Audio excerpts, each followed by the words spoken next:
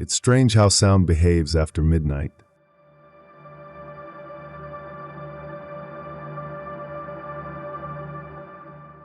In an office, it doesn't disappear, it changes. It seeps into the walls, gets tangled in the vents, and settles in the hollow spaces behind plaster and glass. Even a soft hum from a computer feels louder, sharper. Every tiny movement echoes like something alive. I never used to notice it until I started working nights. The marketing department of our company sat on the 7th floor, rows of cubicles under pale fluorescent light, gray carpeting that muffled footsteps, the smell of stale coffee soaked into the air. My job wasn't glamorous. I handled late-hour campaign uploads and scheduled social media releases. The others clocked out by 6, but my shift ran till 2 in the morning. At first, I liked the solitude. The city below went quiet, the office still, and all I could hear was the low drone of the air conditioning. I worked faster without distractions. The partitions between cubicles stood high enough to give a sense of privacy, but not high enough to feel claustrophobic. But over time, the quiet changed. There's a difference between silence and emptiness. Silence can be comforting. Emptiness never is. The first time I heard it, I was uploading files near midnight. My eyes burned from the screen's glow. The only other light came from the row of emergency lamps near the exits. Everything else was shadowed in dull gray. That's when I heard the whisper. It came from the cubicle next to mine, soft, low, indistinct, like someone mumbling through fabric. I assumed it was the ventilation system, or maybe the hum of a printer left on standby. But then the whisper changed direction. It moved. It wasn't random noise anymore. It was speech. I couldn't make out words, but it carried tone, cadence, a rhythm that felt deliberate, human. I leaned back in my chair, listening. The voice stopped. The only thing that remained was the faint buzz of electricity running through the lights above. I waited a minute before returning to work, convincing myself I was just tired. But as I typed, the whisper came again, louder this time, from the cubicle behind me. Over the next few nights, it kept happening, always around the same hour, between 12:10 and 12:30, always when I was alone. The voices didn't sound like recordings or echoes, they breathed. Sometimes male, sometimes female, always quiet enough that I couldn't distinguish the words. It felt like they were talking to each other, not to me. And yet, every time I stopped moving, they stopped too. One night, I decided to record it. I left my phone on the desk and pressed the record button before stepping away to the restroom. When I returned 15 minutes later, the office felt colder. I didn't notice at first, but my screensaver had been disabled, and one of the files I'd been editing was open again. When I played back the recording, there were no whispers, just a faint click, like someone tapping a pen against the partition, and a long stretch of static. Near the end of the clip, I heard breathing. Not mine. Slow, heavy, steady breathing, coming closer to the microphone until the audio cut off. The building was old, built in the early 1980s. The partitions were the original kind, fiberglass panels wrapped in cheap fabric. You could hear through them if someone stood close. The thought of anyone standing that close to my workspace in the dark made my skin crawl. I started leaving the radio on low volume, just enough to drown out the whispers. For a few nights, it worked. But eventually, the static on the radio started to change too. There were breaks in the noise, tiny gaps, almost like pauses in breathing. Once, for a second, I could have sworn I heard my name underneath the static. Not loud, not even clear, just a soft syllable, drawn out like an exhale. That's when I stopped bringing the radio. Around the same time, I started noticing strange things on my computer. Files would open themselves. Images would flicker on screen before vanishing. Once, I found a folder labeled Voices on my desktop. Inside were audio clips, dozens of them, all time-stamped for the nights I'd been working alone. I never recorded any of them. The clips were short, between 5 and 10 seconds each. Most were static, but every so often, I'd catch fragments of speech. A few words here and there. Still here. Behind the wall. He doesn't hear us. The voice sounded dry, like someone speaking through paper. I deleted the folder immediately, but it came back the next night. Empty. Just the name, sitting on my desktop like a placeholder. By then, the atmosphere in the office had changed completely. The air felt heavy, thick with the scent of ozone and dust. Even the lights seemed dimmer, humming at a lower pitch. I began noticing cold spots, specific corners between the partitions where the temperature dropped suddenly, enough for condensation to form on the computer screens. My breath fogged when I passed through those areas. One night, I found a handprint on the inside of my cubicle wall. It wasn't dust or grease, more like condensation. A full handprint pressed into the fabric, still damp. It faced inward, as though whoever made it had been standing on the other side, leaning toward me. I didn't touch it. I just stared at it until it faded. After that, I tried moving desks. I relocated to the far corner near the windows, as far from the partitions as possible. For a few days it helped, but on the fourth night, I heard the voices again, fainter this time, coming from the ceiling vents. There was a rhythm to them now, not constant conversation, but something that ebbed and flowed like breathing. I realized, with a kind of hollow dread, that the sound wasn't just random. It was listening. Every time I typed, the whispers paused. When I stopped, they resumed. It felt like being observed through the walls themselves. I tried staying away from that floor entirely, but the work required me there. One night, I thought maybe I could end it by finding the source. I waited until just past midnight, when the voices always started. Then I stood up and began walking slowly down the aisles. The lights above buzzed in uneven pulses, leaving patches of shadow between cubicles. The voices seemed to drift, slipping from one section to the next, always staying just ahead of me. I followed the sound deeper into the maze of partitions, past empty desks and blinking monitors left in sleep mode. Eventually, I reached the far end of the office, a small section no one used anymore. Dust coated the keyboards and old posters curled on the walls. The whispers grew louder there. I leaned against one of the partitions, pressing my ear close to the fabric. What I heard wasn't words. It was breathing. Wet, shallow, like lungs filled with water. Then something scraped against the other side, light, deliberate. Fingertips dragging along the fabric. The sound traveled upward until it reached the top of the panel. And then it stopped. For a moment, I thought it was over. But as I stepped back, I saw the top edge of the partition bend slightly, like someone was leaning over it. A shape, a shadow, the faint outline of a face pressed into the gloom. I ran. I don't remember leaving the office. I just remember the hallway outside, the flicker of fluorescent light, the echo of my own footsteps, the taste of metal in my mouth. When I reached the elevator, the floor button wouldn't light up. Behind me, through the glass partition, the lights inside the office began to turn off one by one. And for a moment, in the reflection, I saw movement. The cubicle walls shifting, just slightly, as if someone was walking between them. I took a week off after that, told management I needed a break for my mental health. They agreed. No one wanted to cover my shift, though. The night slot stayed empty. When I came back, things felt calmer. The air didn't hum the same way. No more whispers, no more breathing. I almost convinced myself it had all been stress.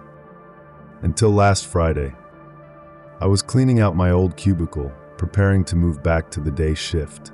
The partition fabric had a faint tear along the seam, probably from age. As I was packing up, I noticed something inside the gap, a small piece of paper wedged deep in the fabric lining. I pulled it out carefully. It was a printed page, an employee record from years ago. The name had been smudged, unreadable, but the photograph was still clear. It was my cubicle, my desk, the same layout. And behind the chair, half hidden by shadow, stood a shape. A faint outline of a person leaning against the partition, their head turned toward the camera. Their mouth was open, as if speaking. I transferred floors the next day. I work in a different department now with no partitions, just open space, wide windows, plenty of light. But even here, in the quiet moments when everyone's gone home, I sometimes hear the faint murmur of voices from the vents above. They never sound angry, just persistent, like they're still trying to finish whatever conversation they started years ago. And sometimes when I pause and really listen, I think I can tell what they're saying. Not words exactly, more like a shape of sound that fits the rhythm of my own breathing. Almost like they're repeating it back to me. Almost like they're trying to learn.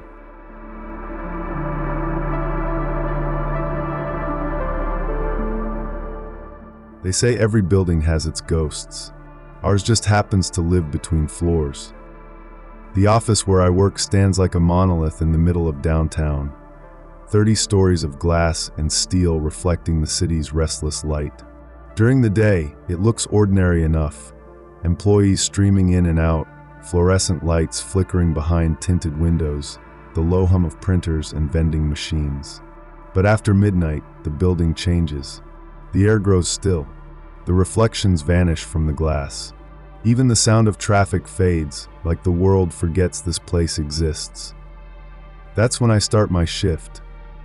I'm a maintenance technician, or what's left of one, since the company cut most of our staff. My job is to stay through the night, check the power systems, test the elevators, and make sure the alarms still respond. It's lonely work, but I don't mind it. I've always liked quiet places. Until that night. The night I took the elevator to the 13th floor. Technically, our building doesn't have a 13th floor. Like most corporate towers, the numbers skip from 12 straight to 14, as if erasing a number could erase bad luck. But the control panel in the freight elevator has always been strange. Beneath the scuffed metal buttons, there's a faint outline, like a number was once etched there and later covered up. For months, it meant nothing to me. A quirk of old construction, a rumor among the janitorial staff. Then one night, while testing the elevators for the quarterly inspection, I saw it light up. I had just finished checking the fire exit doors when the control panel flickered. The number pad buzzed quietly, then glowed with a pale yellow light. And there it was, a button between 12 and 14. Faint, almost invisible. I remember standing there for a long time, staring at it. My reflection in the brushed steel door looked tired and warped, like it belonged to someone else. I pressed 12 first, just to make sure the system was responding. The elevator hummed, smooth and obedient. Then I pressed 13. The button sank under my finger with a soft click, and the elevator began to move. At first, it felt normal, the vibration of the machinery beneath my feet, the soft drone of cables winding above. But after a few seconds, I noticed the rhythm wasn't right. The motion was slower, deeper somehow, like the elevator was descending instead of rising. The floor numbers on the display flickered erratically. 12, 12A, 13. When the doors opened, there was no chime, no light, just darkness. The corridor beyond was dim, barely illuminated by a weak emergency bulb that cast everything in sickly yellow tones. The air smelled strange, like iron and dust and something faintly sour, the scent of old water trapped behind walls. I should have left right then, but curiosity is a quiet, dangerous thing. It whispers that you're safe when you're not. So I stepped out. The hallway was narrow, lined with doors that had no numbers. Each one was painted the same dull gray, each with a tarnished handle. The carpeting beneath my boots was worn thin, and every step left behind a faint, muffled echo that seemed to hang in the air longer than it should have. As I moved forward, I noticed something odd. The layout didn't match any other floor in the building.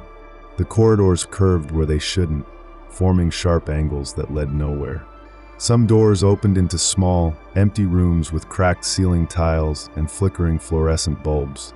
Others were sealed shut, with no handles at all. In one of the open rooms, I found an old desk.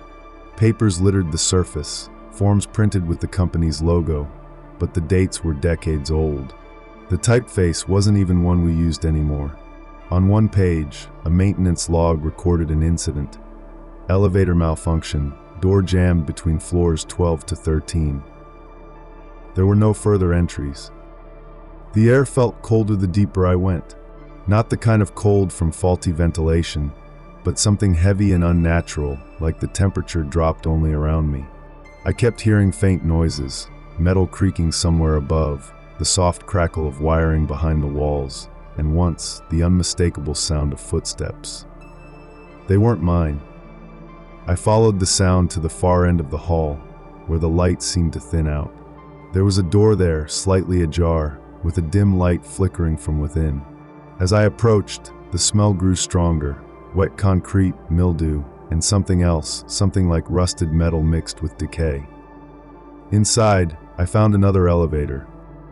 It looked identical to the one I'd stepped out of, but older, its metal frame pitted and discolored, the buttons coated in grime. A faint hum came from within, though I could see no light.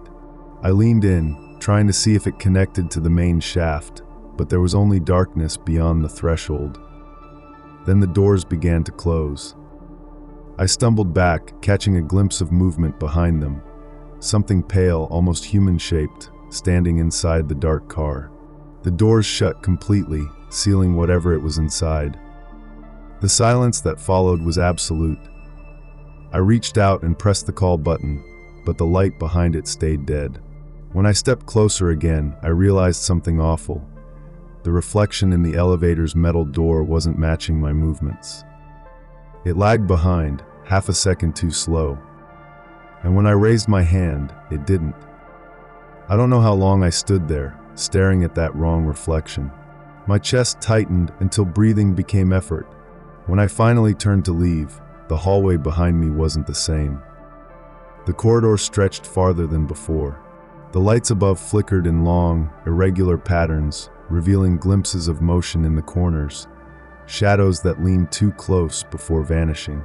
The sound of the building seemed amplified now, the groan of steel beams, the whisper of unseen air through vents, the faint hum of electricity that felt almost like voices under the surface. I walked faster, trying to find the elevator I came from. Every intersection looked identical. I turned left, then right, then left again, each time ending at another stretch of hallway that felt wrong. It was like the floor rearranged itself when I wasn't looking. Eventually, I found a stairwell. The door was rusted, but I forced it open. The concrete steps spiraled upward, lit only by the faint red glow of an emergency exit sign. I started climbing. After 2 flights, I reached a landing labeled 12. Relief hit me like oxygen after drowning. I pushed through the door and froze. The hallway beyond wasn't floor 12.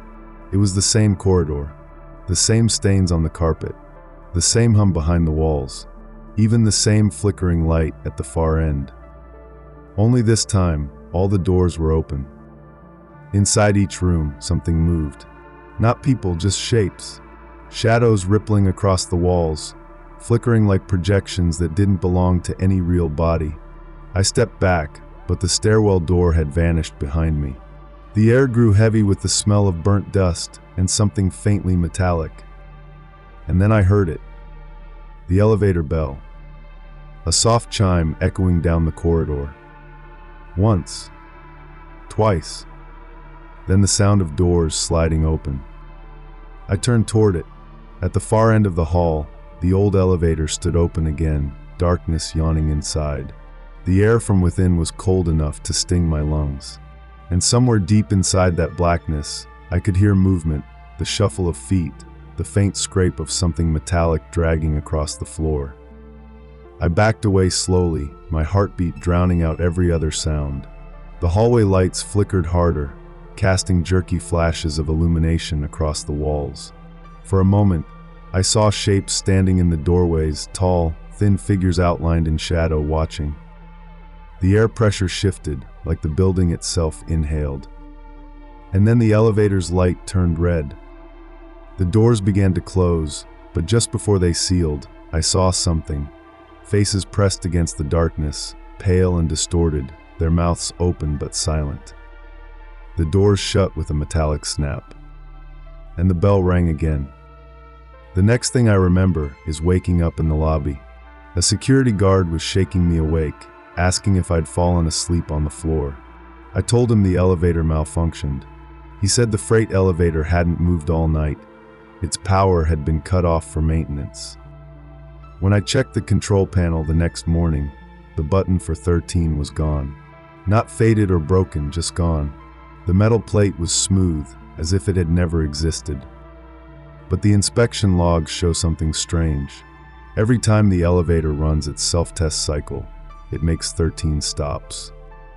Not 12, not 14, 13. And late at night, when I walk past the control room, I can still hear the hum of the elevator moving somewhere in the building. The sound of cables tightening, motors grinding, doors opening onto a floor that doesn't exist. Sometimes the lights flicker when it stops. And every time, the system registers a passenger. But no one ever gets off.